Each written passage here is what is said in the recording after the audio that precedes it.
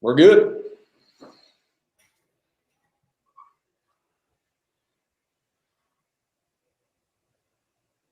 Are we live, Cody? We are live. We're live. All right. Hey, welcome everybody for joining us.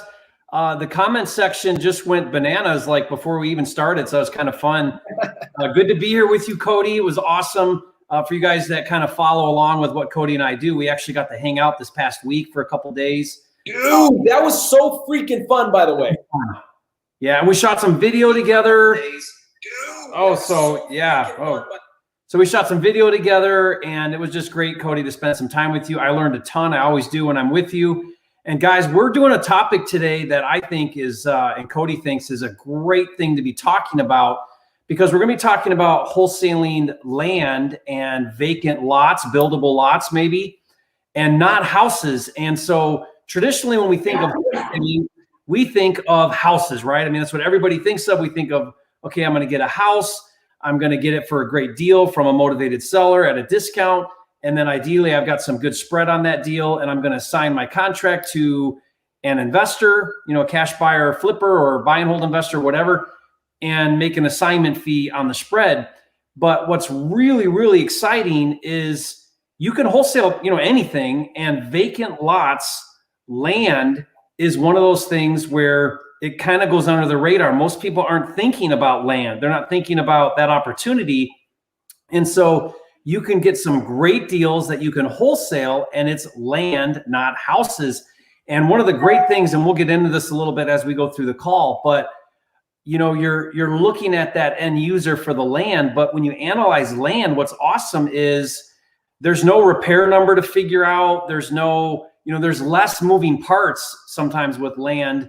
And so it makes it just kind of an easier thing to wholesale. And like I said, a lot of times there's a whole lot less competition because a lot of people aren't looking at land, they're looking for houses. So Cody and I are really excited to dive into this topic. And Cody has a guest lined up for us, which is going to be about a land deal, wholesaling a land deal. So Cody, let's kick this off and let's get into our deal breakdown. All right. So guys, today I'm going to bring him up right now. We have Joshua Hernandez, guys. I'm so excited for you guys to hear this. We always try to get quality guests on here that are doing deals right now, not 5 years ago, not what worked back in 2015, but literally real-time individuals that are doing deals right now. Josh comes from Houston, Texas. Has been wholesaling for now, what is it, about a couple years? How long have you been wholesaling now, Josh? Yeah, it's 2 years so far. I'm going on my third year this starting January. Yeah. Nice, nice. So coming on, he's doing deals, guys. This is the great thing. So he just came across a land deal, and we're not going to share out the gate. In fact, me and Jared and I are going to share. He's going to share this story, guys. But the real thing I want you to know is I don't care if you're old school, new school, whether that's digital or a pad of paper, get ready to jot down some notes. You're going to see me here and there writing down some things too. There's going to be plenty of wisdom, gold nuggets, actionable items that you can take from this live tonight. Josh is going to be sharing the real-time case study of this recent deal. So just get ready, because these are things you can act on. Our hope, our biggest hope that Jerry and I can have for each one of you is that you get comfortable and you get confident knowing that you can do it. And I think tonight you're going to see that sometimes you look at maybe like the mentors or the coaches and you're like, oh man, but I'm not Jerry. Jerry's got the gift of gab, and I'm not Cody, and I don't have this or I don't have that. And what's awesome is that's why we bring so many great guests on, because we want every one of you to know that if we can do it, you guys can do it. So Josh is going to be yet another voice echoing that today. So Josh, tell us a little bit about yourself and what got you into wholesaling, and then we're going to just jump right into this case study. Okay, awesome. Yeah, so I'm Josh Hernandez. I'm here in Houston, kind of born and raised here, and basically got into wholesaling because I've always had a big vision for myself, and I've always wanted to do great things. And originally I was gonna trade stocks, and then I came across wholesaling houses on YouTube, and then kind of just flowed from there. I started watching videos, found a course, took the course, paid like $3,500 or like 5,000, and then kind of started going from there. And it's been amazing ever since. I'm super grateful that I found it. So yeah, that's how I got started. Awesome. Awesome. So are you doing this full time or are you doing this part time? Yeah, I'm doing this full time now. Yeah. Awesome. So you're in Houston doing this full time. Let's get into this. So to break this down granular, guys, as we go through this, like bring up some questions and things. What we're going to do, the format, we're going to spend about the first 15, 20 minutes. Just break through this case study so you guys get the nuts and bolts of it. And then we're going to open this up to live Q&A. So if you have questions regarding some of the things that Josh is going to share, do not hesitate to post them. We're going to get to as many as possible. We know that there's millions of questions, and that's a feat for me and Jerry both to do, but we're going to do everything we can to just answer as many possible. So this new format that we did last month or last week, we're doing again tonight. So Josh, let's break it down granular for him. Where did you get this this lead from? What list, what marketing channel, what were you doing to find this lead? Yeah. Okay. Great. So I had a team of callers that I pulled a code violation list from the city of Houston, and it's actually free. I don't know. It depends on the county, right? But in Houston, it's actually free. They give it every quarter. So I got the list. I hired a VA to scrub it, to filter out like all the extra data that I don't need. And yeah, I pulled houses, multifamily up to 3 units, and then land. And so that's how I got the lead. One of my callers called the seller. Originally, it was about one of his properties. He said he didn't want to sell this property. And we always have them ask the question like, hey, okay, we understand, but do you have any other properties that you would sell, right? And he was like, oh, by the way, I have this, yeah. He was like, oh, by the way, I have this vacant lot right next to my house that I would be interested in selling depending on the right offer. And she kind of got some more information from there, sent it to me. And usually whenever you get those type of leads that like, oh, I'll sell it for the right price, usually they're always wanting a lot of money and stuff like that. But I try not to always look at that and still qualify them to see if there's potential there, right? After that, yeah, I just called him up and talked with him. He was a older guy, and so he told my VA what he was wanting for the property, like right off the bat. And so I looked at some comps, looked at the area before I called him, and it looked like it was actually a really good number. It was 4 acres that he was wanting to sell, and the area was like really the area where the lot is like really heavily commercially zoned. So there's a lot of like commercial buildings, a lot of people putting like little truck yards, stuff like that, right? And so the lot makes sense because I have access to the MLS. So I looked at comps just on the MLS, and even on Zillow I looked at comps. And so it looked like a great number just based off of like the price per square foot and some of the other factors that I looked into. And after that, I scheduled an appointment to go out and meet the guy and see, if there would be like something that we could make work. Okay, so hold it right there. Let's break down and see if we can kind of break down some of the gold nugget share. Jerry, why don't you share already some of the things that are already going right that would be of value to make sure people are really understanding from what's going on? Yeah, so guys, I hope you caught that. It wasn't that he was targeting land necessarily out of the gate, right? It wasn't like he was looking specifically for land, but he's got a qualifying question he asked every seller, which is, hey, do you have anything else that you're looking to sell? This is such an overlooked question. It's such a simple thing to do. And guys, make that part of your scripts, because you never know if they've got other properties. And a lot of times one thing leads to another, just like this case. The other big thing that I took away that Joshua shared was, he gets this land deal. It's a 4-acre piece of land, and maybe he's never done a land deal. I don't know if he has, or maybe that happens to you. And it's just like anything else, just, okay, well, what's the right number? What's a deal? What can I get it for? With some margin on it, get that baby under contract, which we'll talk about. And then you've got an asset, you've got something there that there's probably a buyer for. There's a buyer for everything. And the better you understand your buyer and who that buyer might be, the easier it is to wholesale. So I love, those are some big takeaways that I caught that you shared there, Joshua. Dude, fantastic recap too. That's fantastic. So Josh, keep us going. So you have access to the MLS. You're able to comp this. Was the price right out of the gate, was that already something that said, oh my gosh, this is a deal? Or was there other signs of motivation that made you go on the appointment? Was it price or other signs of motivation?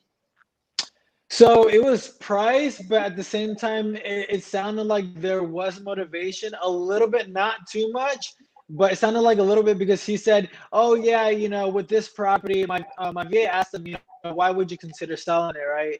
And I believe he said something like, oh, well, with this property, we're looking to, I'm going to retire soon. I think he said within the year or two, he said, I'm looking to retire. And once I sell this piece of land, I'm going to use this to buy a land out in the country and buy a property with my wife.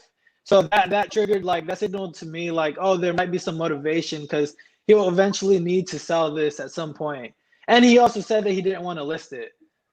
Guys, the quality of your negotiation, the quality of Jerry, I feel like we touched on this so much last weekend together as I was out in Arizona with you. And you shared so much on this topic with the students that were at your house on Fast Track. And the quality, guys, the quality of your negotiation, the likelihood of you getting deals is 100% based upon, in fact, our video covers this as well, based upon the quality of the questions that you ask. So I love that Jerry recapped on that.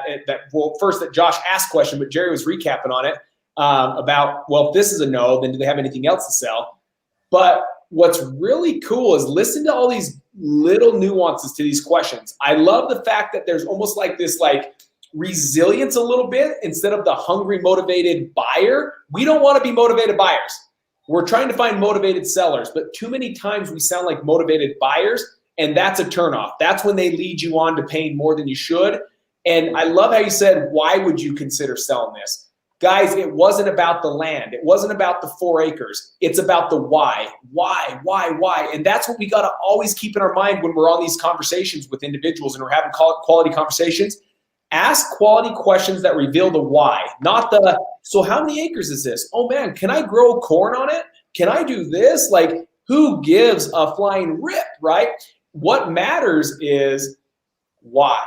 Why are you selling it? And he found out instantly, I'm looking to retire. I'm looking to get out of Dodge. I'm just ready to go and buy a piece of property, be gone from all this craziness and be done. So I love your quality of your questions, and that is fantastic because that's how you know how to negotiate. Negotiate begins with a no. Negotiate begins with knowing what the other person, what their needs are, what their problems are, so that you can begin to solve those problems and needs. Yeah, Cody, I love that. And I see a question, Eddie Frazier asked it here, if you can see it there. How did you comp the lot? I heard Joshua say— what made you target land? His is up a little bit higher, huh? Yeah, and I heard Joshua say, I looked on MLS and Zillow, which you can do this on Zillow as well for free, guys. But Joshua looked at comps to try to establish the value of this 4-acre lot. And there's kind of 2 different ways that I like to look at land. But I'm curious, Joshua, if you could share, when you looked at this thing, what were you looking for to try to establish some kind of value so when you comped it? Yeah, so what I was looking for was basically other lots similar to this one, right? I mean, it was a big lot, 4 acres. I guess maybe I kind of got fortunate because it was in a zone that had a lot of comps. Sometimes there isn't zones that have a lot of comps, right? So I looked at both MLS and Zillow, not just what sold, but also what was listed right now today. And, I was seeing 2 acres, 3 acres, 7 acres. Some were listed for 1.2, that were 7 acres. Others, there was 2 acres that sold for like 200,000, somewhere around there, right? And so, and another one that was literally right across the street from my lot, it hadn't sold, but it was listed for like, I believe like 450. No, like it was listed for 500,000. Yeah. And it was right across the street, and it was only a little bit bigger than my lot. Yeah. So that kind of helped you establish value. So a couple of things, guys, it's always about the end use of the land. So that's kind of the thing you're keeping in mind. Now there's two ways to comp land. It can be just straight similar land, like your subject land you're looking at, right? That's what Josh was talking about. He was trying to find other comparables of like size lots. Like his was 4 acres. So a lot of times with land, what we do is we figure out a price per acre. That's a really good way to kind of gauge land. Like, okay, well, how much is land selling for per acre? That's when you're getting kind of bigger pieces of land, like in his case, 4 acres. He found a 7-acre lot and some other things.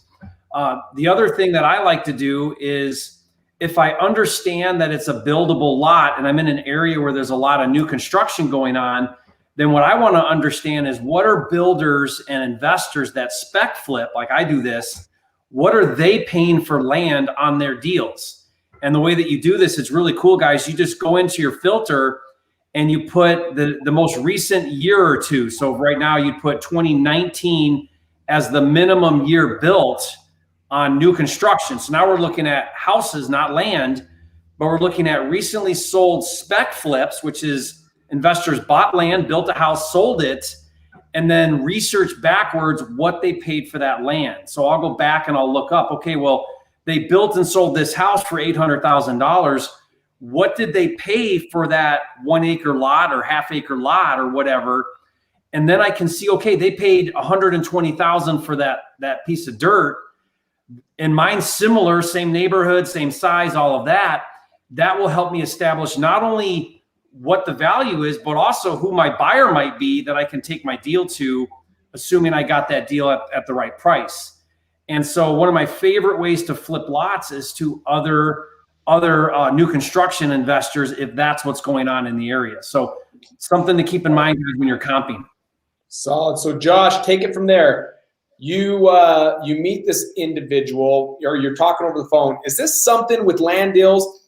Is it even necessary to meet at a lot? Like at a single family home, I'm thinking about, for me, if I have the opportunity to meet at the house, it makes sense because you can also use the house as a tool for negotiating in your strategy because you can clearly see there's things going on wrong and you can use that for your strategy. With land, it's like there really is no strategy. It's just 4 acres of raw land. And so was this done over the phone or is it still like, hey, let's go meet at this raw piece of dirt and let's talk about it? Yeah, good question. So basically, whenever I got on the phone with the seller, I felt from our conversation that he wasn't fully trusting me. Also, maybe because I sound a bit young, and to him, he was wanting $360,000 for the lot. And I guess to him that sounds like, oh, that's a lot of money. You need somebody really sophisticated to do this deal or whatnot, right? So I kind of got the feeling that, hey, and he was an older guy, so I got the feeling that I need to go out there to the property, to his house, because it was right next to his house. And I think he might have even mentioned it. I was like, yeah, how about, we set a date and time. We can go meet at your house, talk about the lot, see if, I'm not sure if we could even pay what you're asking, but I'd love to see how I could help and see if we're the right fit, right? And so I met with him at the house, and, super traditional guy.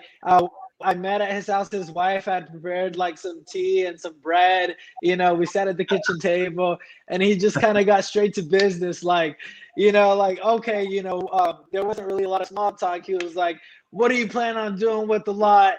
This and that. And, I tried basically just to kind of like feel him out and try to get to know a little bit more about him and not make it too much about the lot, because at the end of the day, I really didn't know like what I was going to do with the lot. I knew I was going to sell it, right? But like there's a lot of variables that a buyer could do with this lot, like build a little, townhouses or use it as like a business, who knows, right?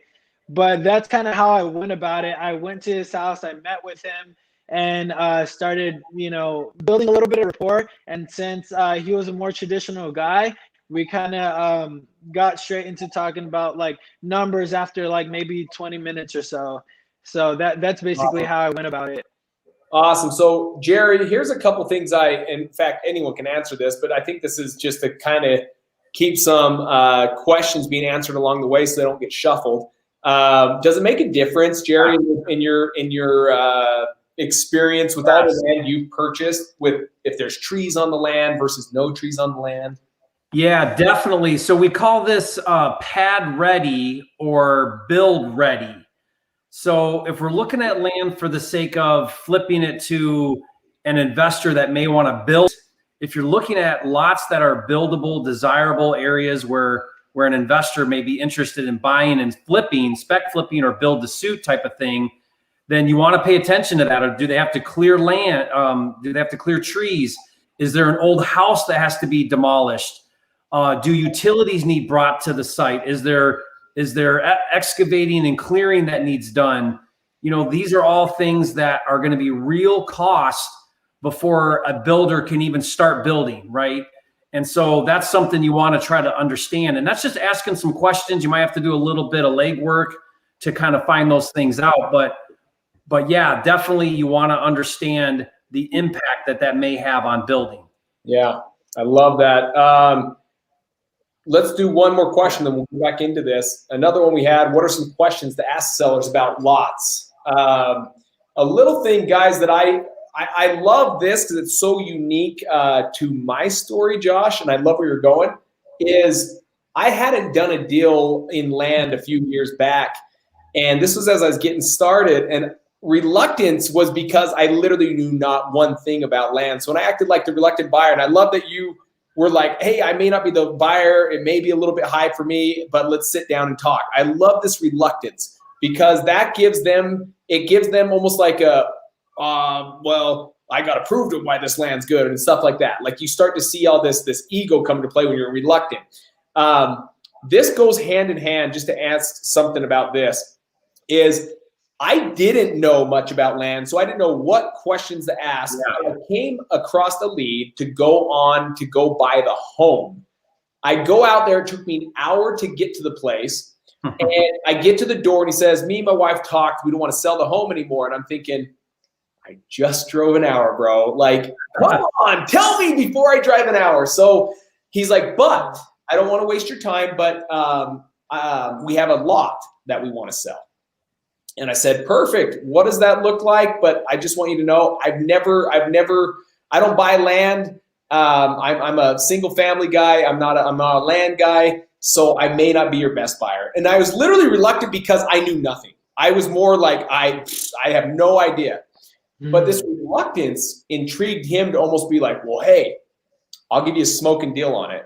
I don't even know what a smoking deal looks like in land. Like, I have no idea. It could be smoke and mirrors for all I know. I know nothing. And so I'm like, it would have to be a smoking deal because I'm not your buyer. And he's like, well, and it's like between a third acre and a half acre. And he's like, and it's in West Valley. West Valley's great because it's in the city. So it's not like outer skirts, and it's in a place where there's homes all around it. And so he starts talking. He's like, I could probably sell this thing for 10 grand to you. And I'm like, gosh, that sounds like a great deal for someone. I don't think I'm your guy. Like, it would have to be so low. Like, it'd have to be a great deal. It'd have to be, I'm probably more around like 1 to 2 grand. And he literally, because of my reluctance, because I'm like, I'm not interested. He literally says, listen, if you do 3,500, I'll sell it to you. And at this time, I wasn't doing the deals that I'm doing now. So I didn't have the cash flow from my wholesaling business like I do now. But at the same time, I'm like, man, we've invested in stock. We've bought a car that has depreciated more than 3,500 the moment I drove it off the lot. Like, how can I go wrong with this? I'm buying land that you're only running out of. So I'm like, let's do it. Guys, $3,500. We had to go through this quiet title situation. So I had to hold on for a little bit.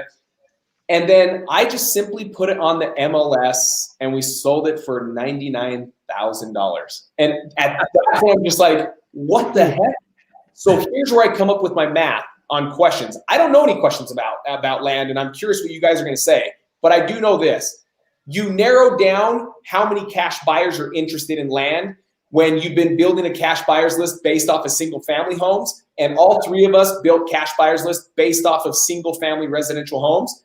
So if I'm going to get into land, it's no longer buying homes at 40, 50, 60 cents on the dollar. If I'm going to buy land, it's got to be at 10 to 20 cents on the dollar, because majority of my cash buyers are going to be like, nope, not for me. I don't care about land. I care about single family houses. So you got to get at a price that now wakes them up and intrigues them, saying, well, maybe I'll swing a bat at this one. So that's my rule of thumb. I don't know questions about land other than dirt cheap. I would add on to that, Cody, what you said there. Guys, unless you're an expert in building, you're not going to know all the questions to ask, and you're not going to be able to do any kind of due diligence in time to make an informed decision. So here's what I recommend. And the reason why is because you got environmental things, you got zoning things, you got building requirements. You just don't know, right? So here's what we do on all of our land deals that we build on. This will probably answer this, by the way, Jerry. What's that? I said where you're going might already answer this too.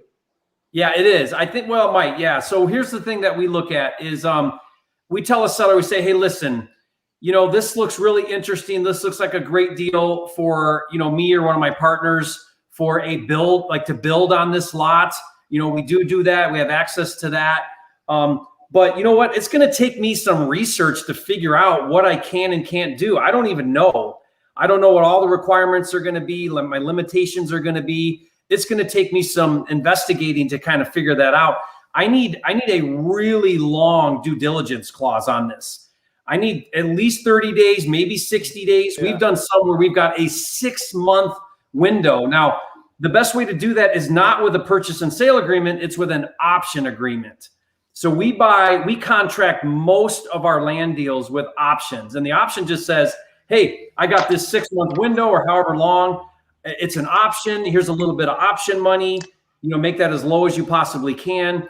And then you got all the time in the world. And then I don't, if I'm going to wholesale, I don't actually do the homework. What I do is I start taking the deal to people who do that, other builders, and let them tell me. They're going to go, oh, hey, you know what? Over there's this zoning requirement, or there's this environmental requirement, or I'm going to have to check and see what the minimum footprint is to build, 4,000 feet or whatever it is. And then they educate you, right? We do this with houses too, but it's really valuable with land. Let your buyers educate you on what makes it a deal or not a deal. And then they'll say, oh, you know what? I got to bring a sewer line in 100 yards, and that's going to cost $100,000 to bring that sewer line in, and then you can go back to the seller when you've gathered all your information and you know the real number and the real issues, and say to your seller, hey, guess what? There's this, and this going on. Here's the number that really works. And so an option will really allow you to do that the most effective way. Awesome. That's awesome. Guys, that's gold. Write that down. In fact, guys, I'll give you a free option agreement if you guys don't have one. It's a really simple thing to do. You can download that and use that for your deals. Want me to type that in a banner real quick for you, bro? Yeah, if you want to. Yeah, I put it in the comment just now. It's just let's see, what's the thing for it? Yeah, so it's just flippymastery.com/OAYT. .com/O what? OAYT. Okay, so I'm going to put this up, guys, right here. Just remember, with an option, guys, I know we're kind of maybe getting off a little bit, Cody, but an option, what's great about it is you're not obligated to buy, but the seller cannot sell to anyone else. So he's obligated, but you're not. Yeah. The only caveat to that is if you don't perform in the time frame, then you would lose the option fee that you put down. So the seller would get to keep that. So if it's $5,000 and you don't perform, you lose your $5,000. So we make our option fees as low as humanly possible. $10, $100. It's gonna, the seller's gonna have to agree to it, but ideally you keep that option fee pretty low. Awesome. Okay, let's keep going. So you talk to this individual. You're figuring out some of these things about this 4-acre land. ultimately, what were you able to get this piece of land under contract for? He threw out the price of $360K. What did you end up putting under contract for, Josh? Yeah, so I ended up putting it on a contract for 350. You know, I hit him a little lower, but he was like, no way. And he wasn't super motivated, like I said, but you know, he said if the price works, he'll sell it. And so we ended up on 350. And he wasn't I feel like there's a little good caveat. Like, he wasn't wanting to sign the contract. So I went the first time, we didn't sign. I went the second time to kind of finalize things, and he still wasn't wanting to sign because he was like, oh, I have to have my attorney review this contract and this and that. And so what I did was like, oh, well, how about we you heard that one, Cody? Yeah. Here's the thing, Josh. One thing before you keep going, because guys, keywords he said here that flag. Jerry, I'm going to see if we're on the same bandwidth here. What flags? What one word flags? I need my attorney to review it. Contract and sign. Contract and sign. Flags, attorney. What word would you put in lieu of contract and sign, Mr. Jerry? You would say approve instead of sign and agreement instead of contract. Changes everything. Changes everything. Because now it's like, hey, Josh, me and you came up with this agreement, and all we're doing is signing this agreement. It's not you're signing this that binds you to a contract that I came up with, or this piece of paper that is a contract. It's, hey, guys, we put this agreement together, me and you, Josh, and all I want you to do is just approve it. Just approve this agreement that we've come up with right here. Yep, love it. Yeah, much less intimidating when you say approve this agreement. Yeah. You said something. I think I said approve. Maybe you said a different word. No, that's it. Approve agreement is a really less intimidating way to talk about the contract. Now we kick that word around like nothing, like it's second nature to us, but for other people, it can be very intimidating. So now Joshua, he may still have said that same thing, right? But it just lowers it makes it so much less worrisome for people that they've got to like, what am I signing here? You know, this sounds really scary. Yeah. Awesome. 100%. Yeah, that's probably maybe why he was like hesitating, because I used those terms. Really good point, I think. But what I did was he wasn't wanting to sign, so I was like, hey, you know, I felt like at that point they had some trust with me, and they knew I wasn't like a shady guy trying to just like do a deal that I knew I couldn't. But so like I told them, hey, why don't we and I don't know like how great this is to do, because I guess maybe some sellers could like go around you. But what I did was like, hey, how about we put I guess it said contract. This contract is contingent upon your attorney's approval. And if he doesn't approve it, you could just tear it up, right? And so with that, he was able, you know, he signed it, and, you know, he never even contacted his attorney. He was like, okay, my attorney will contact you. I never got a call. So I feel like that, I don't know, that was pretty good. That, yeah. I'm gonna go out on a limb and say he never contacted the attorney. So right? True. So true. Yeah. It's usually just a word to buy time. When people throw that out, no one really wants to spend $300, $400, $500, $1,000 to have someone review a document. They just use it as a curveball to just buy time, simply. And it could be multiple reasons, Jerry. It could be that now I've got a contract in hand, which means a bona fide offer. And so now I can go to Jerry and say, hey, Jerry, I've got someone that's willing to offer me $350. So unless you're willing to beat this, and it's a bona fide offer, unless you're willing to beat this, I'm going to go with this guy. Oh, okay, I'll do $351. And they end up sniping you. Yeah. Awesome. So Josh, talk to us. You got under contract at $350. Ultimately, how did you find a cash buyer for this piece of land?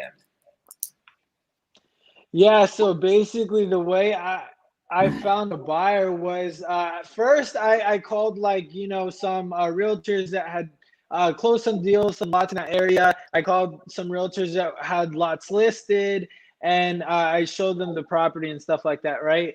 And I know it's different in every market, but in my market, I have a realtor basically he was able to list this property on the market because I had language in my agreement that I even told the seller about, like, hey, we also have the right to list this property on the market.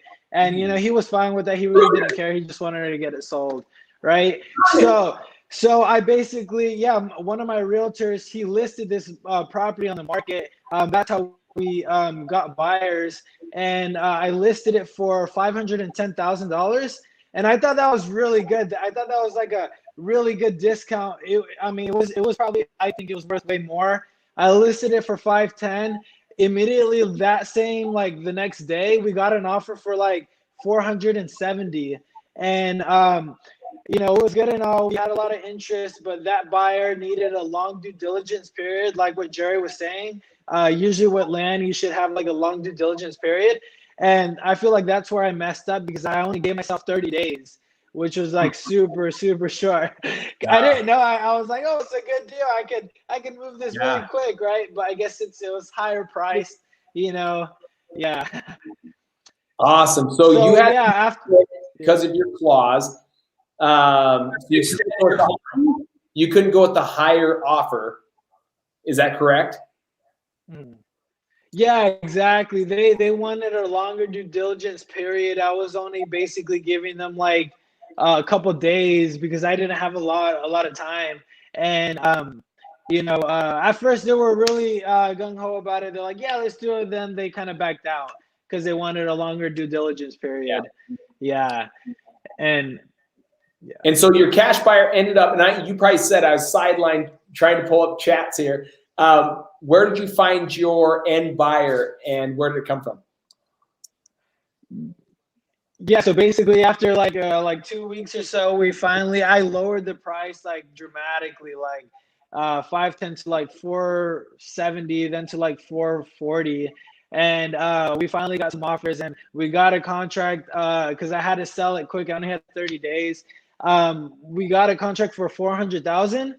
And so put it on a contract, and after the realtor fees and paying my realtors, because I had to pay my realtor and the other realtor, which maybe that was another thing I could have negotiated better. Not giving my realtor as much because he didn't really, I don't know, he did work, but maybe I could have negotiated better, right? So I ended up netting on that one 24,000. Nice, there it is. Yeah.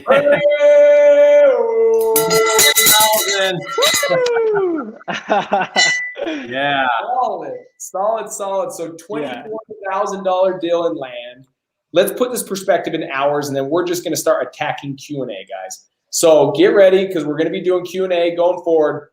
But guys, last question I have for you is, if you had to tie a number of hours, Joshua, how many hours did you have involved in this transaction that paid you $24,000? Honestly, probably like 4 or 5. 4 or 5, yeah. Guys, 4 or 5. So let's call it 5 hours into 24, right? What are we at? We're at basically $5,000 an hour, pretty much. Yeah. Almost $5,000 an hour. Yeah. And I want you guys to really think about this. A couple comments over here I saw was, I love land. It's low competitive, like low competition. Not many people are doing it. I love that. That's fantastic. Yeah. Seeing that out there. But in any realm, I sit there and think, where can you go work 5 hours, 4 hours, 5 hours, and make $5,000 an hour? Like, that to me is just crazy. Like, me and Jerry pay our kids $10, $20 to read a book that is like personal development, and it takes them like weeks to read these books. And Joshua pulls this off in 5 hours of combined time at $5,000 an hour. I love everything about this. So Joshua, my friend, my hat's off to you. And what an awesome deal. Let's go right into this and start accomplishing questions. But Jerry, do you have something to throw on? Yes, while you're pulling that up, Cody, Joshua, awesome, man. Congrats. Couple things, guys, I hope you caught. He was able to market this deal on the MLS before he had purchased it. He was still marketing his contract. Now, you're going to have to make sure that you can do that in your state and in your contract. So that may not be something you're allowed to do. That's not allowed in every single state to on the MLS market a contract. So that was really cool. You're able to do that. And two, Josh, imagine if you had a 60-day window, like a 60-day close or like a full 30. I mean, how much more you probably would have got? What, another 20 grand out of this deal? What do you think? Literally, probably, I think 50, because the guy literally after we closed, a buyer that I was trying to get a hold of, he never answered. He called me because he found my number somehow. I said, hey, I want to buy the lot. I'll offer you $450. And I was like, wow, oh my gosh. Yeah. So good lesson, Josh. I mean, way to learn a valuable lesson and make $24,000 in the process. But guys listening right now, seriously, when you do land, make sure you get these long close periods. You can get it. Sellers will agree to it because it's land, right? So, and then you got this nice cushion of time to get your deal done. 100%. It's time kills all deals on the front end, but time is your friend on the back end. That's right. Remember that. You have to get out to that property quick to put it under a contract, right? To get that agreement put together. But you've got to slow down on the back end to get as many eyes on it and take the time necessary to get the highest and best price. And that takes time. So on the front end, time kills all deals. On the back end, time is your best friend. Remember that, guys. Let's jump into some questions, guys. How would I determine my mayo for land? Mayo, guys, for those that are like, mayo, I thought I put that on sandwiches. This is max allowable offer. Max allowable offer. So how would I determine my mayo for land, Mr. Jerry Norton? Yeah, well, I mean, the easiest way to determine that is there's a really easy way to do it. Find like land, comps that are like, figure out what that's selling for, subtract your wholesale fee. I mean, that's the easiest way that you can possibly do it, right? So hey, if 4-acre lots are selling for, $450 and I get it for $350, I got a big spread there. Like, that's just what I love about land is you can do it that way. Builders have a formula they follow. We have a real general rule that whatever we want to sell the new home for, ideally we try to buy the land for about 10% of sale price. Now, again, I'm generalizing there, but $1 million house, 100,000 on the lot as a kind of a basic rule of thumb. But guys, really like anything, figure out what your buyers are paying for it, minus out your wholesale fee. That's your offer, right? The beautiful thing about this, Jerry, is there's no rehab cost. So you can't go wrong. There's no 25 grand for rehab and all of a sudden you're off and it's 40 grand in rehab. There is no rehab. It's just what is someone willing to pay and what do you want to make? Right, which means what's so awesome about that is there's no site inspection that has to be done, unlike houses. You don't have to figure out any kind of rehab number, which is awesome. You can do this totally without having eyes on the property in order to determine the real number. I love that about land. True. So true. I mean, what's an inspection going to do? Pick up dirt and be, I don't like the smell of this land, right? There's nothing to do with it. So, okay, here's a good one. Josh, is there a difference between the contract you use for land versus a single family residence? No, honestly, I use the same one. I've done a couple land deals and I just use the same one, and there's no difference. For me, I don't know. I've heard other people use different land contracts. Maybe I should do that, but I've just used my regular single family home contract, and it's like a 2-pager, and that's what works for me.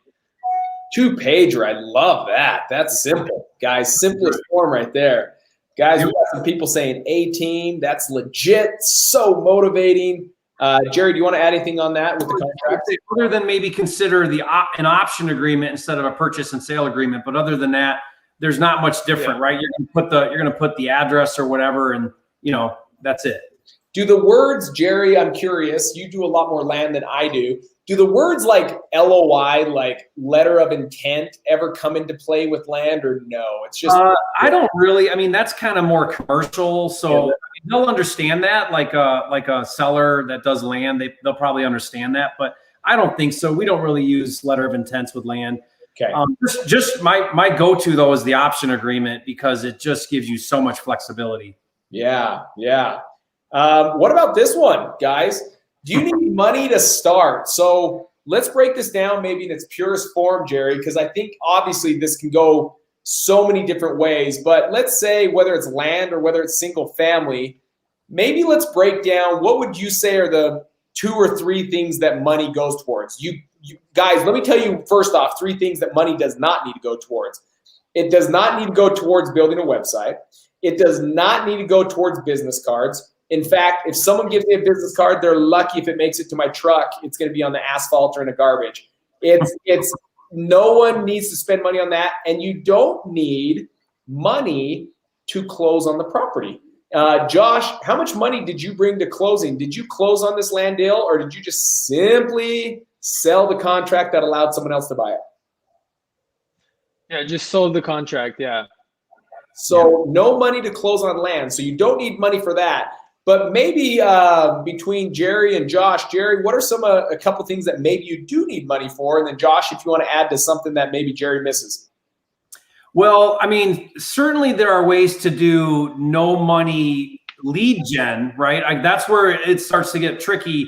And the answer is yes, it does take money is when we get to our lead gen. Because think about it, guys, the value you bring as a wholesaler is deals for buyers that don't want to spend the time, energy, and effort and money to find good deals, right? So that means you are a real estate marketer.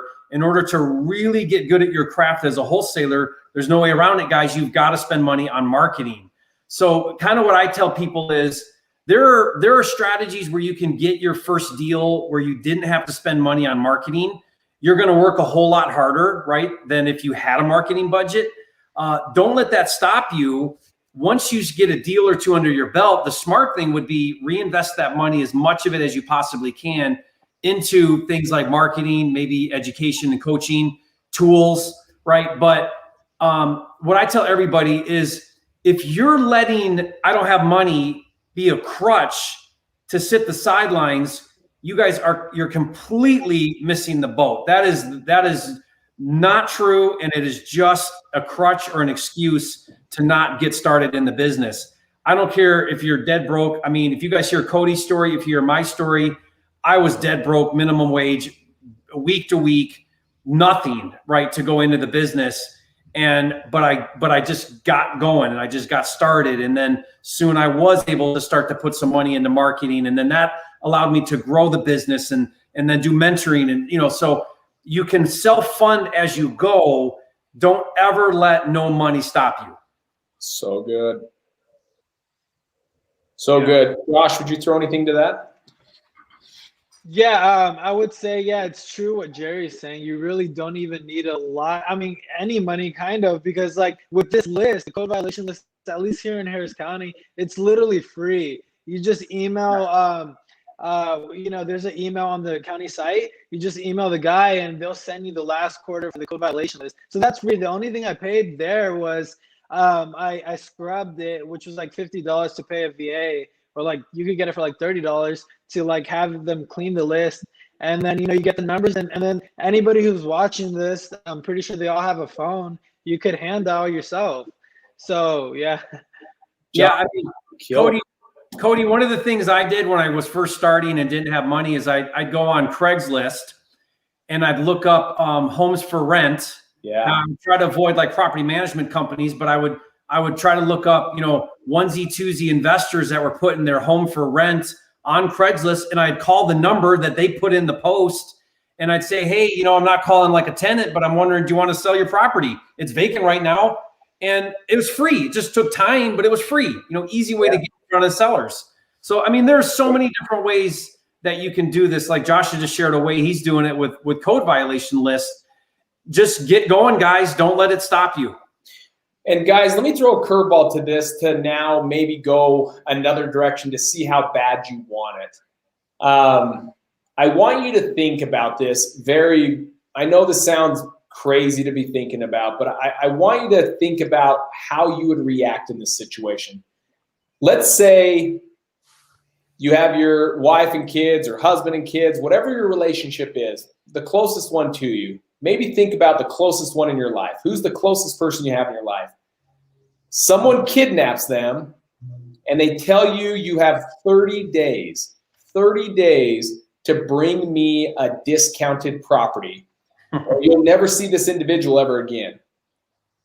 Let me tell you what I can promise you that many of us, if not all of us, I'm guessing all of us would not be doing. We would not sit on the couch and watch Netflix. We would not be watching Disney Plus. We would not be gaming, playing PlayStation. We would not be worried about what's for dinner.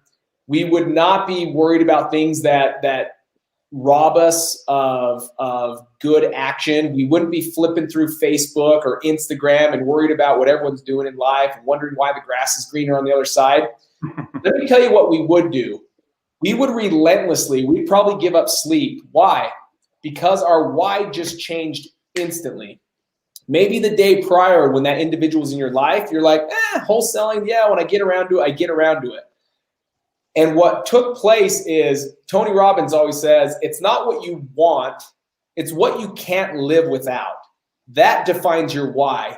And when that individual that was so close to you just got kidnapped and you have 30 days to find a deal, your why just shifted instantly, because now you're like, I cannot live without that person. I got 30 days. And I promise you, you will find a deal in less than 30 days because your why it's empowering you. It's giving you the drive, determination. You don't care about mistakes. You don't care about looking like an idiot. You don't care about any of that because you're like, I don't care. I don't care what I say, what I do. I'm finding the deal because I need that person back in my life. Here's what I would tell you guys. Just do that. No one's holding anyone that you love ransom or hostage. But the same way you would act as if someone was holding your family ransom, be willing to act just like that. That's what it takes to get in the game. But you don't need someone to kidnap your loved ones to do that. Just act as if they would. Don't sit on the couch. Don't flip through Facebook. And you'll be surprised at actually how easy this is. The complicated piece in this is us, the wholesaler. We get in our own way. We just got to get out of our way and just take action as if someone kidnaps someone that we love. And I promise you, you'll see that it's easier than you think. Yeah, I love that. That's awesome. Let's see. A few have jumped in before here. So 60 days, Jerry. I mean, obviously 6 months is even more ideal. The more time, the merrier, Eddie. But is 60 days what you're saying is ideal for closing on land, Jerry? I think so. Yeah. I mean, 60 days just gives you such a nice window to, find a buyer and figure anything out. But like my big ones we literally have, what we do is we have a 6-month closing. So we give it that much time. And the reason why is because it's going to take me 6 months to get through all the red tape with permitting and get my design on my house done and all of that. So I don't want to close on $1 million piece of land and then sit on it for 6 months before I'm ready to start building. So, but the point is, Eddie, is you've got all the flexibility in the world with land because sellers are so much more open to give you those terms because it's dirt, right? And it makes sense that you need time to figure things out. So it's unlike houses, you can get those long, super big, close periods and due diligence time on them. Love it. What about this? Have you guys ran into this? I have. So if you guys haven't, I'll definitely do this. But Josh, Jerry, have you ran into this? How do we approach houses that can be demolished because it shows potential to be better or just starting on fresh canvas? How do you know about that? How do you know whether to determine that? Is it location based? What determines whether I should just yank the home on the land and start fresh? Yeah, the great question. And this is really easy to research. I do this quite a bit. What we do is we look at, is there a market right now for spec flipping? Spec flipping is when someone buys land, builds a new house with no buyer, and then puts it up for sale, just like rehabbers do. So when you put in your searches on Zillow or Redfin or whatever, homes built from 2018 or 2019 minimum, then you're going to see spec investors because that's someone who bought it, built it, put it up for sale, sold it. It's not a homeowner now that did that. And when you see that happening, like you see a market for it, or you see lots of data, lots of comps, then that means that area is having a lot of growth for new construction, which means there's probably old existing homes. We call these infill lots. These are old existing homes on one-off lots. It's not a new development. It's an old home, you know, in a very desirable area. And sometimes the land value is worth more than the house. When that's the case, you can go in there and you can pick that thing up for a deal. And then the play is demo that house and create a build ready lot. And you can create a premium doing that, where that now is a high value piece of dirt. We spend on our demos about $25,000 to tear down a house. And I've done that in multiple states. So it's a good kind of ballpark number if you want to look at, okay, well, if I buy this old house, the land value, there's more value in the land than the house. Just know that whoever buys that land, if you wholesale it or if you try to do a value add yourself, it's about a $25,000 on average cost to tear the house down and get it kind of ready for a builder. Love that. Josh, anything you'd add to that? Or is this something that you've had to face? Yeah, so I've definitely had to face that whenever I've sold some land deals. What I do the same thing as what Jerry's saying. I just look at the neighborhood. Some neighborhoods you could automatically tell, oh, they're just building a bunch of new houses, new construction. Yeah. You'll know by the area. If there's like no new houses being built, then most likely someone's going to try to rehab it or whatnot, or unless the house is just completely terrible, right? But that's what I look at. If there's like a lot of new construction, and since I know Houston pretty well now, I know the different pockets, like, oh yeah, they're definitely going to build here. Oh no, they might tear it down, or I mean, they might renovate it. And then I also, like, if I'm not even sure, I'll go talk to, I'll see, like, you know, people who are flipping in that area or building.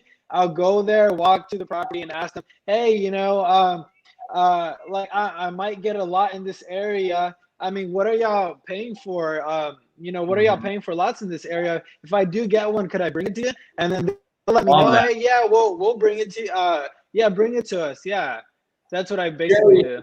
You talk about that all the time. You shared that last weekend, and that was something that stood out in my mind is just going around the local area and just talking to the people that have already done deals and just find your cash buyer from just recent sold deals on the MLS and just go to that end buyer and say, hey, I've got another one. Or you may find out, hey, that guy bought this for X amount. I just need to minus out what I want to make. And I think that's killer what Josh shared. Guys, we had a deal that came from a bank. It ends up being that we always tell our whole team, like, hey, tell everyone what we do. So this guy's at church one day, and he tells a guy that's in his church, he's like, this is what I do. I work for a company. We buy like disgusting homes that need rehab. Like we've even bought homes with meth in them and hoarders and all that stuff. And they're like, oh, okay. Well, this guy happens to work for a bank. He's walking by a door when like executives are talking about how they want to clear the books of a couple homes. And he steps back and he's like, hey, I know a guy that's in my church that they buy homes like this. And we end up getting this deal. I won't go into it long, but ultimately we got this deal where we were able to pick it up for $40,000 after negotiating. They wanted about 70 or 80. We got it down to 40 from a bank. But here's the beautiful thing, guys. We figured, okay, potentially it could be renovated, but here's one thing we knew. We knew the land itself was worth at least $125,000. So if we bought it at 40, we already knew it was a home run. We already knew the land was worth more than what we were getting it for. It ended up as about 1,100 square feet. It was something that a bunch of homeless people were living in. There was needles and everything that you can imagine disgusting in this home. It ended up being about $15,000 to renovate that 1,100 square foot home, like get it out, like remove it from the land and haul it off. And we turned around and we were off. We actually got $150,000 for that lot, guys. We were into it $55,000, turned around and sold it for $150,000. So that's one thing is just look at it and say, okay, is the land worth more than you're getting for it, like Jerry alluded to? And in this case, we knew land was already worth more than what we were getting it to, and adding, let's call it even $25,000 for renovation. We're still making money, so we knew it was a home run. Yeah, Cody, here's one tactic you guys could do. This was actually done to me. So here in Paradise Valley, Arizona, I do these big houses, like $3 to $6 million homes. Amazing. And what this wholesaler did is he went into town and he said, okay, who are the spec flippers in town? And he did the same thing. He looked up who's selling new construction flips. And then he got a short list. He told me his list was like 20 people doing these high-end flips. I was on the list. And then what he did is he said, okay, here's what they buy their land for. I see what they're selling houses. I research what they're buying for. And then get this, Cody, this was the easiest thing ever. He goes on Google Earth and he just starts zooming down on the neighborhoods. And he sees this pool that's empty pool. And he's like, hey, that might be a vacant house. Knocks the door, agrees with the seller on a contract. And then he starts calling his list of 20 flippers, calls me and says, hey, Jerry, I was like the third or fourth on the list. He's like, hey, I got this 1 acre lot. It's right in this area. I think this is what you look for. And it just happened to be that we were like looking for our next land deal. And I'm like, dude, yeah, we want that. He wholesaled it to me for $40,000. And he literally found it on Google Earth, had a short list of 20 buyers. I was the third one on his calls and I bought it. You know, amazing. Yeah. Amazing. I love that story, dude. That's solid. And that is a brilliant freaking bird dog wholesaler right there. That's a ninja trick within itself. Guys, Terrell says, what if no land has sold in a 5-mile radius? What's the ratio here, Jerry? Because here's the thing. I think we're going to run into this. I think our guests are going to run into this more times than none where it's like, I don't know. I mean, it happened to be that Josh was in a place that there's comps right there. What about no comps? What happens, Jerry? Yeah, well, I mean, no comps are the same as bad comps, right? And it's like, you know, whenever you get something that's an outlier, what it means is if you don't have data, if there's not a market for it, if it's not happening and around you, then that means your buyer pool of potential buyers is shrinking down to nobody, right? So if you can't find any buyers that are buying land, if there's no comps, that means you're just guessing now. You don't really know. It just means it's really difficult. I tend to follow what Cody does, which is you got to get that thing for so ridiculously cheap that it's a no-brainer to sell it. You got no fear of selling it because you got it so ridiculously low because you don't know. You're guessing now at what a buyer would pay for it because you have no data. Love it. Love it. Right here. How do you suggest getting leads for land that's not listed? I think you just alluded to one, Google Earth, but what are some of the other ninja strategies? Maybe even Josh, I know you got suggest getting leads for lands that are not listed. Guys, if you've listened to the beginning, Josh even shared, he got this land deal from, did you say a code violation list? Yeah, code violation list, yeah. Code violation list, guys. If you're going to be working with the county, remember these words, grandma request, not grandma, like you're going to your grandma's house, but grandma.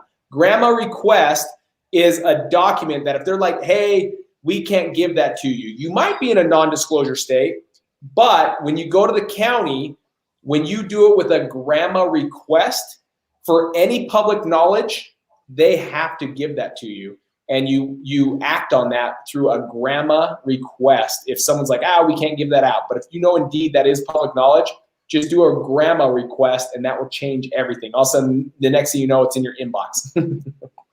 Yeah, one strategy that we like to do, Cody, is we'll go on market, right? So you can do a search on MLS, Zillow, Redfin, and instead of the house tab, click land. And then, so now you're looking at land, not houses. And then what we like to do is we like to go longest days on market. And then that stuff, you'll find land that's been out for sale for years. I'm not kidding, guys, years, sitting there for sale, way overpriced. No one's interested. That seller has long written off in their mind losing money on that land. They probably bought it back in the heyday. They were going to land bank it. They were going to, invest in this thing. Mentally, they've already written off the loss of that land and they've kind of forgotten about it. They don't really care about it. We'll come in and we'll offer 25% of list price and we'll get deals because they're like, oh, hey, we got an offer. I forgot I even own that piece of land. It's been sitting out for sale for 2 years. Yeah, get rid of it. I don't care. Whatever price you want, it's yours. And so it's a really cool strategy on the really old stuff that's been out forever. Awesome. Yeah. Any of you want to? Yeah, I was gonna say also. Oh no, I was just gonna say, yeah, another way that I got them just like through ListSource, like just ListSource has a bunch of land leads, so just put last like year's sold date, and that's it. It's not really too complicated. Fantastic. Cool. Fantastic. Yeah. What if I want to hold on to the land and build a home completely from ground up? Can we ask the lender, I'm assuming the seller, to wait to get paid until the actual sale of the home when completed? Guys, here's the best part. Your best friend on an agreement is what's called an addendum. That is like literally my best friend.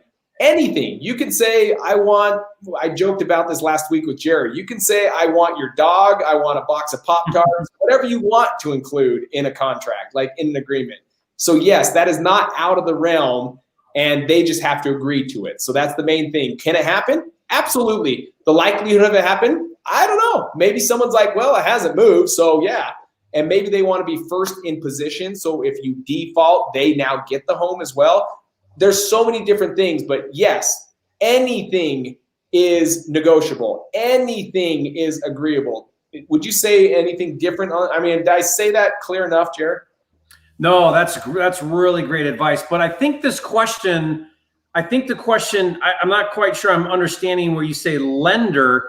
What you can do is ask the seller to wait to get paid until you build and sell the home later. Now that's called subordination. And I do that all the time. I tell the seller, hey, I'll give you $100,000 for your land, but we're going to build a home and sell it. And I can't pay you until I sell the house I'm going to build. And so if you're willing to take a lien, a 0 down, 0 interest, or whatever you negotiate, and you're protected by a lien, but you're not going to get paid until the back end, dude, that's just creative financing, guys, and you can do whatever you want. Like Cody said, an addendum, spell it out, offer it. If they go for it, you can do cool things like that.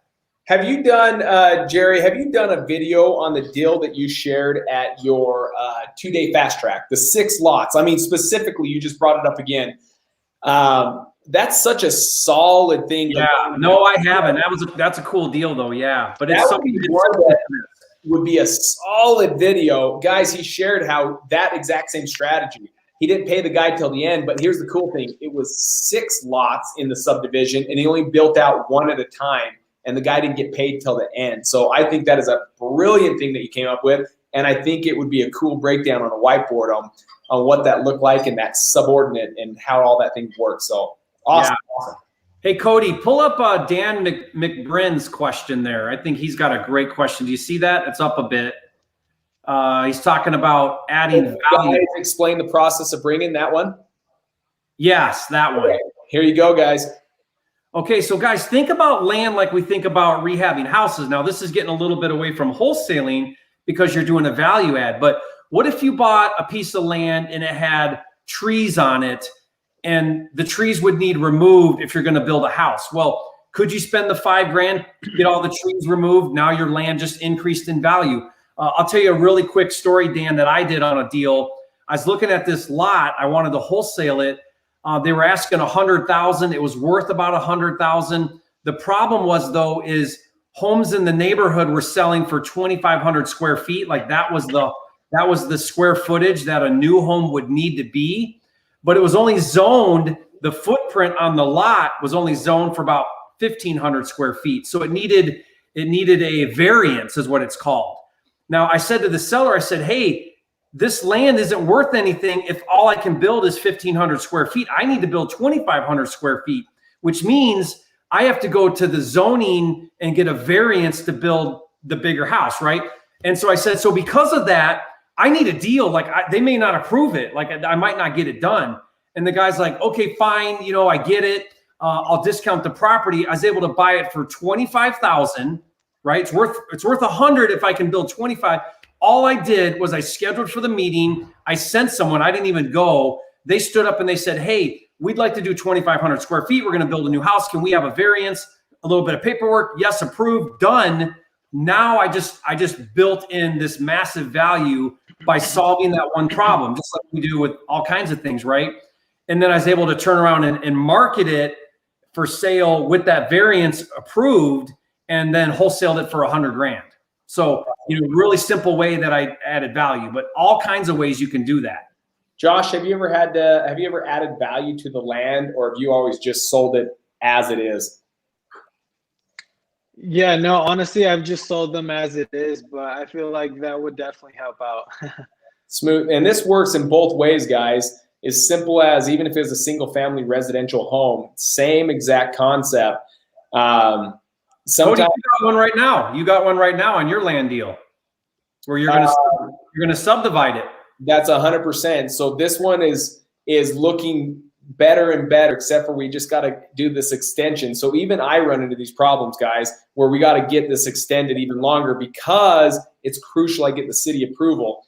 But the same thing, guys, it would be removing 2 homes and outbuilding like a shed. And the value is, if the city will approve what they just approved maybe about a week ago, this is going to be the biggest deal I've ever done, which is going to be really, really cool. But guys, this works in single family. Sometimes we have homes that have garbage all in it, and we can choose to just send cash buyers out there to look at it as is. But it's so interesting that if you'll spend the extra $500, $1,000, and just have a clean canvas for the paint, like for the artist to come in, how you can literally, for that $500 to $1,000, increase your assignment $10,000, $15,000, $20,000, when really all it would have cost the builder is $500, $1,000 to do the exact same thing. But sometimes they make an offer down here. It's like, we got to clean this out, and they make it sound so awful. So now it's just our process. We clean out homes for $500, $1,000 because they were complaining all the time and sending us low offers. So now it's like, great, we'll spend $1,000 and we'll increase it $15,000, and it works every time, guys.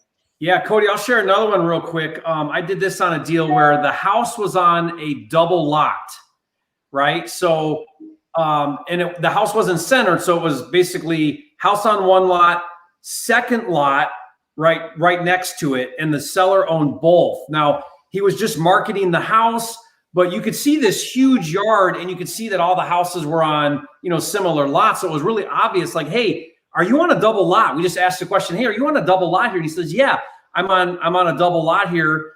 So here's what we did. The price he wanted was retail, but the lot was worth $100,000. So we bought his house for basically as is value. We then split the lot, which was pretty easy to do.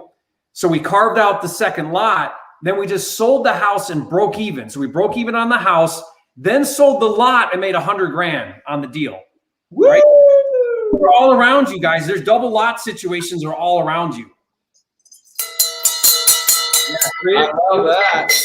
Yep. Hey, Josh, this is one for you, my friend. Get ready. What filters should you use on list source when pulling a vacant land list?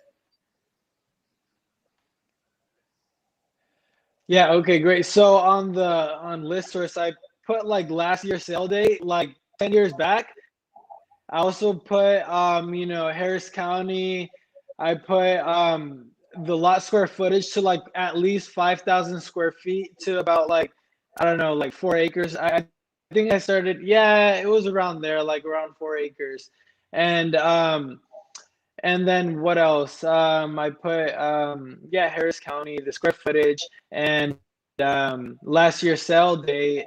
And I think those are the 3 main factors that I just put. Yeah, and then I'll also filter it from like just corporate owned to like only individually owned, meaning LLC doesn't own it. Smart, super smart. Anything you'd add to that, Jerry? No, that's a great list, guys, and that's easy. You can just pull those lists, so that's awesome. Super simple.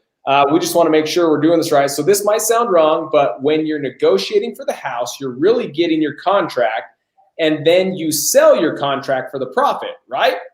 That is correct, Tdog. That is correct. Here's another good one, Jerry.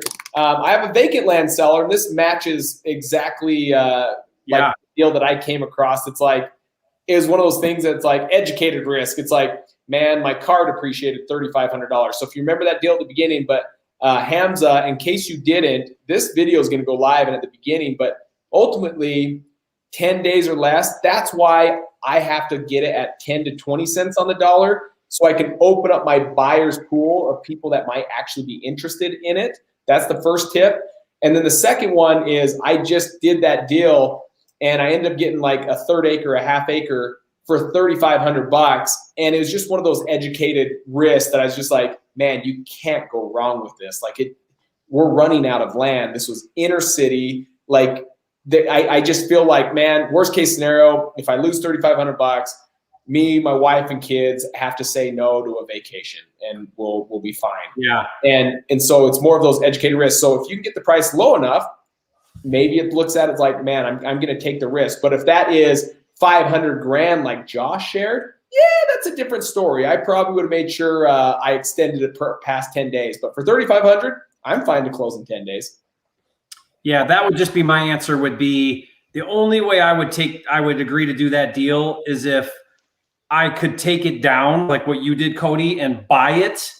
And now I own it. And now I'm going to sell it from there. I'm going to relist it or whatever, work my buyer's list and then sell it that way. So if you feel like it's an absolute steal, it's a no-brainer deal, like you're doing what Cody did, you're buying the thing for pennies on the dollar, do it. Take it down if you got the means. Borrow the money, whatever you got to do, get that deal. If the seller will not go outside of 10 days and it's a smoking deal, that's really your only choice. I mean, you might find a buyer in 10 days for land, but highly unlikely you're going to need more time. So the only other way to do it is to just take it down like Cody did. Yeah. Here's a great question. By the way, Josh, have you ever had to buy a home with or buy land with home on it and knock off the home? Have you done anything like that? No, honestly, I haven't. They've all just been like land without houses. Okay. Jerry, do you want to attack this? When knocking down a house, do you take it down to the slab to save the plumbing? Yeah, so more than likely, if you're looking to flip it, you're not going to leave anything. You're not leaving foundation. You're not leaving underground, nothing, because the new build is going to have a new footprint. And so you're not going to be saving any of that. Now, maybe the water line, back up to the main. We've done that. Or the sewer line back up to the main. You can cap that off and then retie back into it. Maybe that's what you're talking about with the plumbing. But you're pretty much ripping everything out of there. Love it. What about this, Jerry? Because I can tell you from the one that we're working on currently, this is a very sophisticated city that we're working with. But also, due to COVID-19, there are a lack of staff working at the cities. It's helping slow the process down. But right now, specifically, Nelly, on this land deal that I'm working on, it will be 3 months just to get like a rezoning. Right now, they're saying you have to have a half-acre minimum. Well, that doesn't make sense for this where I'm at. We want high density where we can get 6 units per acre. And so to do that, minimum, it's going to get 3 months to do a rezone and another 3 months to approve like your layout. So we're a minimum 6 months just with city saying, okay, you can do that. And then from there, you're now breaking ground. So we're minimum 6 months just to get an approval from the city. Jerry, is that like that nationwide? I don't know. I'm only specifically Utah. 6 months might even be on the low end. Like a lot of this, if you think about these big builders like Pulte and so on, it takes them a year, 2 years sometimes before they take the piece of farmer's land they bought and get it subdivided. It's a lengthy, long process. Lots of red tape, lots of meetings at the city. And then a lot of times you're not real sure what they'll approve you for, on your lot split. So again, this is why an option agreement could be so beneficial because you can say to the seller, look, I don't know if I'm going to get approved. I want to do this lot split. I don't know if I'm going to get approved. I don't know what requirements they're going to have. I don't know how long it's going to take. I'll do this deal, but I need a 12-month option agreement, or whatever. And that's why, because there's just so many unknowns that you have no control over. Yeah. I'm trying to see, how do you determine, maybe we've covered this a little bit. How would you cover your maximal allowable offer for a tear down? I know you said some cost, Jerry, is about, let's figure in $25K for full removal of a home. do you have any kind of calculations, or is this a base by base? For me, I feel like, man, this is really a case by case. The case 25,000 as a demo is a really good number. I've done that about that cost in a couple different states, but I think I saw another question, and this might be what they're really getting to, is rehab it ARV, tear it down, new construction. What's the play? Yes. And that's a really great question. So I love what Josh said. Josh said, look, in Houston, in my market, I know where they're building houses like crazy. I know the hot markets. And those hot markets, they might be taking $300,000 houses and building $1.5 million houses. And the ARV on that little 2-bedroom, 800 square foot house is, $340, but a builder would pay $450 for the lot, not the house, the lot. So then where's the play? Well, the play is buy that thing, market it to a builder, and you sell it for $450 versus try to buy it, fix it up, and sell it for $350. Or, I made those numbers up, but that's where you want to kind of do your research. Is it more value in the land to new construction, or is it rehab it, sell it for ARV? That helps you decide where you go in with your offer as a wholesaler.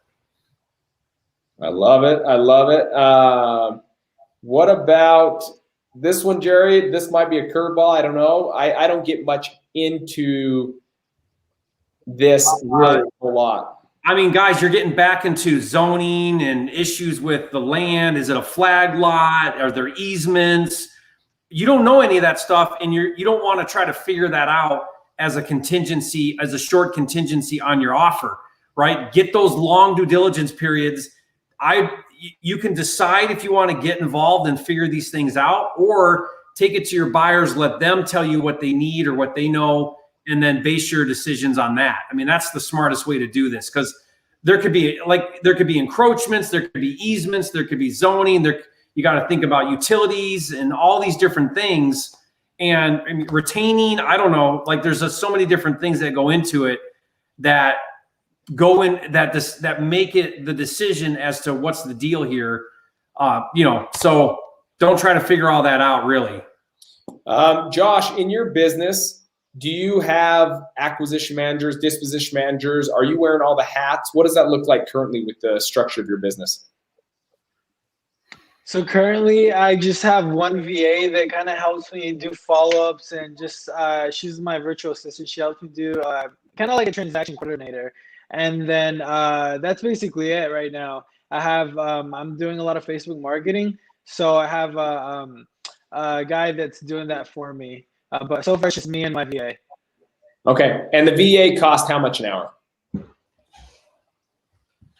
$5 an hour. Yeah. $5 an hour, guys. That's what's really, really cool. And they can help in some lead management, as well as, like you said, transaction coordinator, where maybe they send over the contracts to the title company to start getting all the work and underwriting and the preliminary report done and all that fun stuff. Jerry, anything you want to add there? And I can always add here too as well. I definitely have dispositions and acquisition managers, and it varies in every business, guys. Our acquisition managers, we started on a swing scale, where it was like 10% for the first 75K they do in a month. And from 75 to 50, that's paid at 12%, and over 150K in a month is at 15%. And then it starts over every month. Ours has always been, a lot of it was that swing scale. Now we just go with a straight 12, but there are some bonus kickers that come in that kind of make this a little bit more complicated. But essentially anywhere from 10% up to 15%. I would never go any more than 15%, even though in your head you're thinking, 20%, I can afford to do that. Guys, most people don't realize their KPIs on what it really costs. They're looking at how much money is coming in, but not looking at how much money is going out in expenses.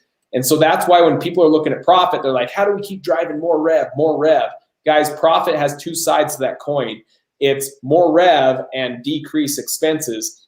And so 20% starts to cut into the margins, where it can get scary to where you don't make much money. It could cost you $3,000 just to go on an appointment, whether you get it or not, once you have a lot of marketing going on. So 10 to 15% is fantastic. Dispositions, we have a salary individual, about $60,000 a year, but it makes everything smooth so that my acquisition, All they do is just go and get the contracts. That's it, period, the end. They're not messed in anything in disposition. And so we know that has a value. This individual makes 60 grand a year to just disposition or find the cash buyers, line up the cash buyers, do all the transaction coordinating with the title company. 150 transaction this individual did for 60K, but it allowed my acquisitions to just focus on deals. If they had to also do dispositions, we may have lost out on 50 deals. We would have only done 100 deals, which would have been a lot more than 60K that it cost us for that guy to run it all. Yeah, I guess to kind of add to that, guys, I mean, this is it. This is scale right here. The real question here is, how do I scale? This is the question that Josh should be asking himself every day. It's the question I ask every day. I know it's the question Cody asks every day. How do I grow my business, right? And so the only way you go from a one-person show is you start to build a team. That's your acquisitions, your dispositions, your marketing, all of the different things that it takes to build your business. Cody shared some great ideas there with percentages. What's awesome about acquisitions and dispositions is acquisitions really should be a sales position, and which means they get paid out of the proceeds when a deal closes. I hope you guys see that. That means it's no overhead for your acquisitions. They only get paid when they close deals, and it's when it closes they get paid. So it's a no overhead position. That means right now you can already get to acquisitions. Like you can start to build a team because there's no overhead to it if you structure it the right way, like Cody does. Dispositions, guys, of the two is you should not be spending a lot of money on dispositions, because in today's market, it's the easier of the two. 90% of the game right now, guys, is acquisitions. Dispositions is, raise your hand, I got a deal, and the buyers come flying out of the woodwork. Like it really is. Cody said his one guy is handling 160 transactions in a year. So don't think that you got to pay all this money, a commission or whatever on dispo. It's really shouldn't be that way if you're doing things right. But, VAs are huge. We use VAs in every part of our business. We're using VAs because they're highly talented people for $5-6 an hour. It's a no-brainer. Everybody should be implementing VAs in their business, like Josh is doing, right? So, but the right question is, you're asking the right question, Anthony. It's how. What does that look like? How do I do that? What are the next steps? Who's the first person to bring on? And just asking that question is going to get you in the right mindset of, how do I start to scale? Love it. Let's go with Jerry. Do you think a couple more questions? Does that work? Yeah, a couple more questions. Okay, guys, here's our first one. Josh, would you recommend land investing for someone starting out, or do you think that's someone once they've learned to do single family?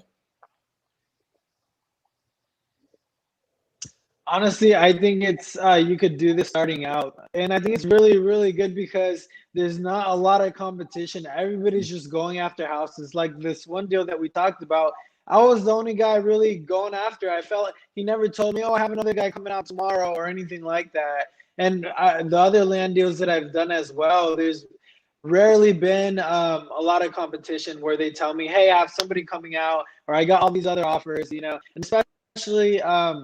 Well, yeah, that's the main thing. So, yeah, I would definitely recommend it starting out. I think it's really, really good way to start out. Fantastic. Jerry, you want to throw anything to that? I totally agree. I mean, Josh hit it so well. People aren't looking at land, and yet you can wholesale that and do really well. I mean, I think that's really smart, Josh, that you're targeting land as a strategy. That's awesome.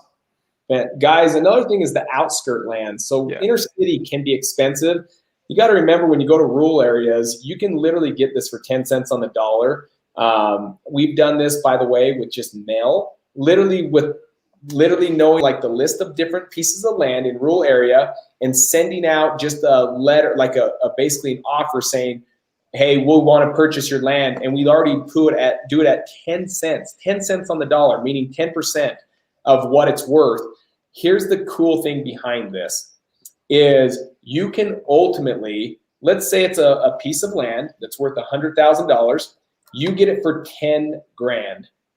Here's what you can do with it that I think is really, really cool is you can have it as a rental with no tenants and toilets by doing this one simple strategy. You would literally just put it on the market. So you'd close on it with 10 grand. You would put it on the market, but you'd market it as seller financing, and you sell it at land value, the $100,000. And you say, all I need is $10,000 up front, and I'll finance the other $90,000 over the next 10 years at, making this up, $600 a month or $300 a month. Guys, what you just did is you gave yourself cash flow for the next 10 years at $300 a month, if the math adds up. I made this up. But you're essentially giving yourself a monthly cash flow that you got your initial investment back, so you're out of pocket $0, and now you just added passive income with no tenants, no toilets, no crap going on with your home on raw land to someone that is going to buy it at full market value. You just want your initial down payment back, and you'll seller finance the rest. And this happens all over this great nation. I see people doing this all the time. Love that. Last question. Could you guys please repeat the names of lead sources one more time? So Josh, can you give maybe 3 resources for these individuals on where they can find land leads? Yeah, so the way I found land leads have been on ListSource and through the code violation list. You just kind of scrub it out to single family and land. So that's how I've been finding my land deals. Awesome. Jerry, anything you want to add to that? Yeah, I mentioned earlier, guys, land listed for sale on the MLS that's just sitting there forever. That's a great way. So do you look specifically for like a filter like days on market, Jerry? Yeah, what I do is I put, instead of newest, put oldest. So then it starts your list at the stuff that's been out the longest for sale, and then kind of work your way down there. Yeah, let me do this one because it has popped up a ton of times, and I just want to make sure this is our last one. I'm going to be listening to a realtor share their experience at school. Any advice to possibly get them as a mentor? Just remember, guys, serve before asking. Find ways to add value to them. And that could be, who knows? So there's not any one way that's going to win this person over. But I would be willing, if I really found out, like as this realtor's talking to you or as they're sharing their experience to your class, and you're sitting there and you're like, man, I really like this individual. I really love the talent. I really love what they're doing. I want to be part of this. The easiest and best way is I would find out what they hate to do and say you're willing to do it for free. And you might be thinking, why would I do that? Well, the other option is you could pay a highly trained mentor $10, $15, $20, $30, $40, $50,000, whatever they choose to pay. That's the other option. So in lieu of paying them money to get mentorship, why not work for them for free, do all the things they hate? That's going to serve them because now they can pawn it off to someone. You're doing it for free, but what did you just do?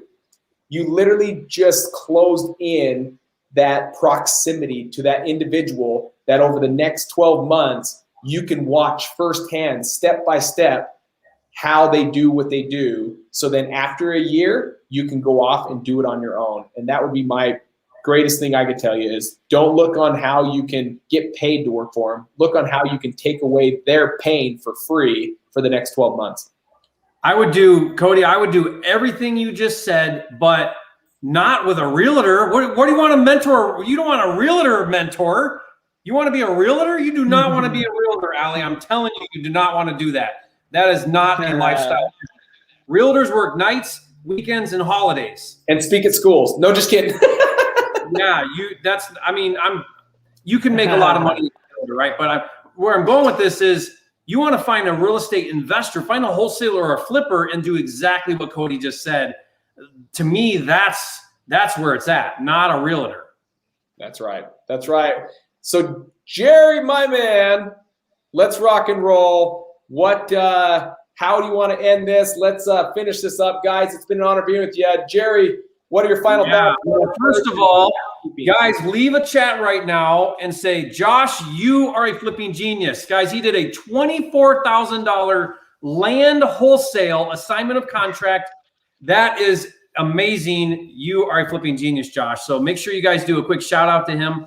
Say that to him. And also, Cody, let me know too. It definitely feeds the ego here. Cody and I have really fragile self-esteem. So when you say that, it makes us feel really warm and fuzzy about what we do. No, just Mine's more fragile than Jerry's. Hey, here's a funny one, guys. Look at that. Hey, Jerry, what do you freaking hate? Yeah. That's awesome. Yeah, following Cody's advice. That's great. No, but honestly, guys, we love doing this. It's a big commitment. We spend, a good hour and a half. Joshua spent his time here just giving, sharing, serving. So, guys, we love doing it.